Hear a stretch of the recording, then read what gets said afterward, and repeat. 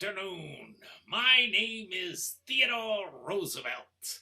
For those of you who don't know me, I was the 26th President of these great United States, and I am delighted to be back here in the West again, back where I learned so much, made so many good friends. I've had some bully good times out here in the West, some bully good times, and it's great to be back.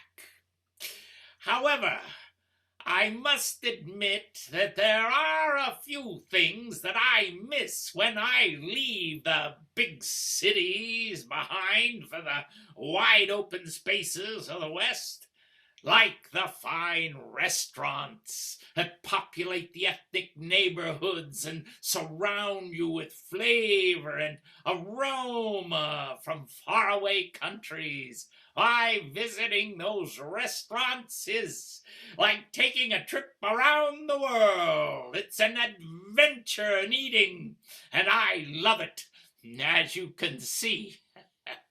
Another thing I miss are the cultural offerings that a big city affords, like the ballet and the theater, the opera, symphony, museums, and art galleries that display all the paintings and sculptures of the old masters as well as the new progressive works of modern artists. But the thing I miss most of all are the libraries and the bookstores of a big city, especially the libraries.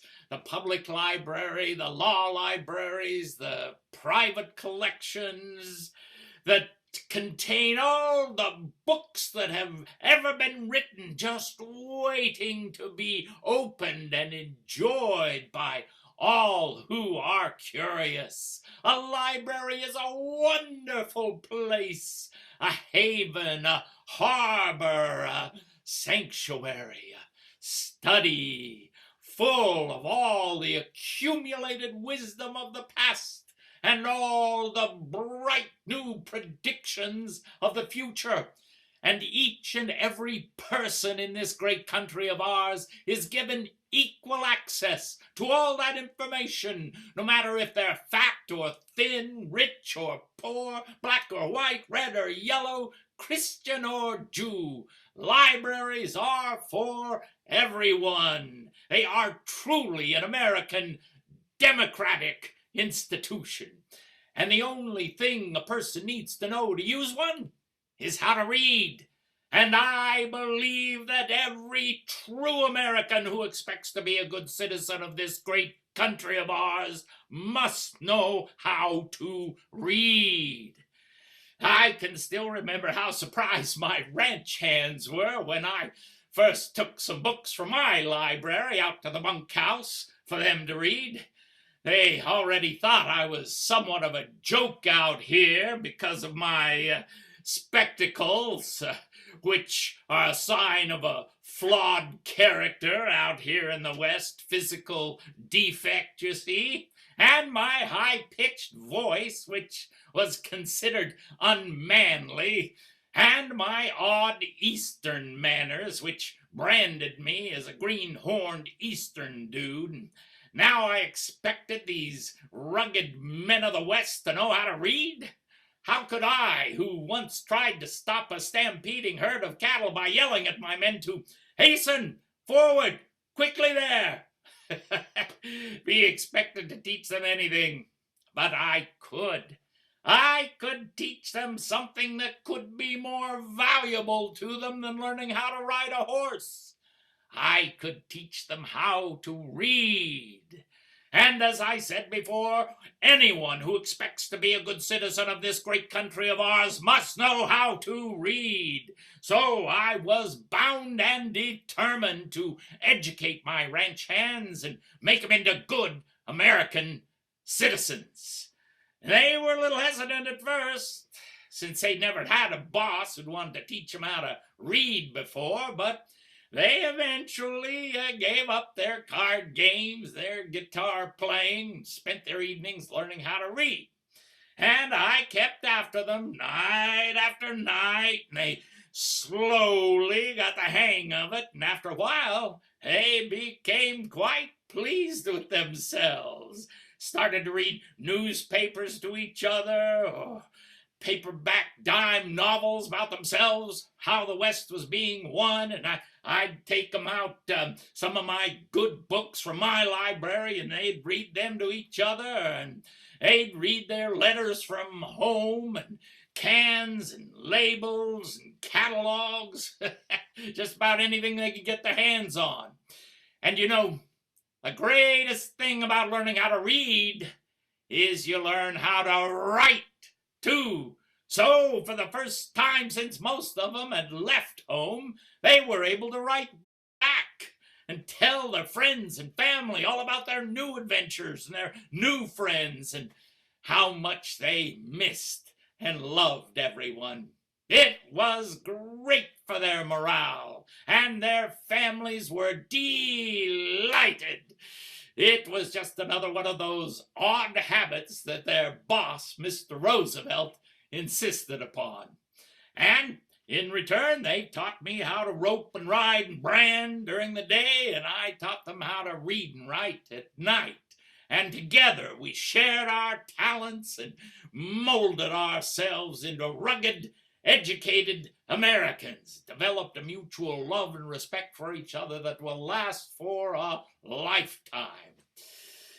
I owe a lot to the West. Turned me into the man I am today, made me appreciate the benefit of living a strenuous life, and developed friendships that will last forever. A lot of my Rough Riders were friends I made out here in the West, and we were quite a company. But I have some other friends that mean the world to me too. Different kind of friend. My books. Some of my best companions I've ever had have been my books, and I read a lot of them while I was out here in the West. My own list of favorites I've had bound in pigskin, so I can take them with me wherever I go. I can still remember when my sister, Corinne, turned to me at the end of an exceptionally fine family dinner, and she said, "Theodore, I want to give you a wonderful present before you go. What do you think you'd like?" And I smiled at her and said, "Sis, if you really want to give me a splendid present, then I think I should like a pigskin library." "Ha! A pigskin library?" she gasped with astonishment. "What is a pigskin library?" And I laughed and explained. Whenever I go anywhere, I must always have some books with me. They are my finest companions, and I feel lost and lonely without them. Since I go to some very out-of-the-way places, I need books that can travel with me and can be used and are not the beautiful, ornamental collector's editions that sit on some shelves in some library. Why, the way I use books, the ordinary bindings and covers, they never last. I need books that are bound in pigskin so that they'll withstand my use and abuse. When I'm hunting or on a roundup, I want to be able to take books with me that I can put in my saddlebag or in a cartridge pouch with my bullets and such, so that when I have a chance to read, I can get to them easily. For my reading is often done while resting under the shade of a tree at noon, perhaps beside some great beast that I have just killed, or else at dusk, beside my tent after the camp has been set up. And in either case, it's usually quite impossible to get water for washing. So often my books become stained with blood and sweat and gun oil, dirt, ashes. Ordinary bindings usually vanish or become very dirty or loathsome. But pigskin bindings and covers would absorb all that dirt and blood and oil and come to look like a well-used saddle or a pair of old boots.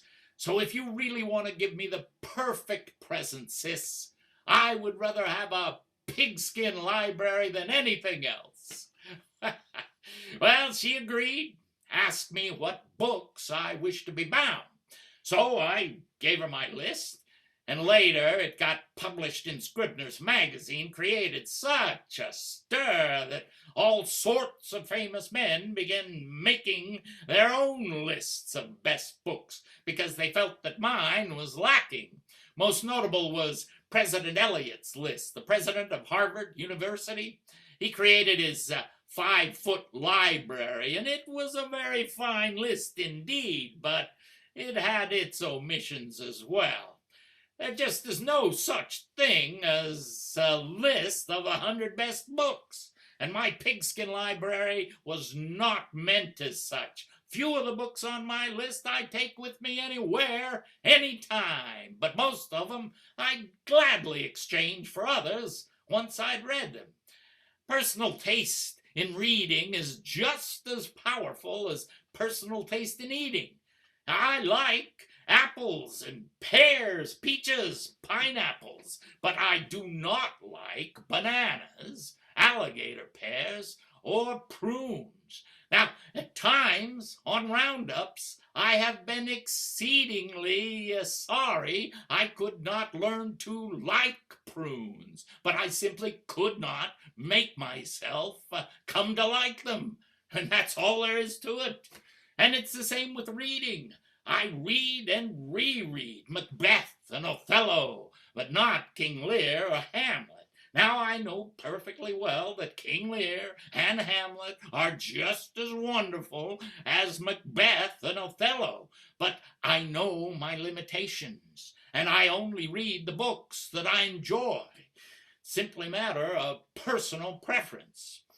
But one must also consider national tastes and the books that everyone in the country are reading, and also the general change in taste from century to century.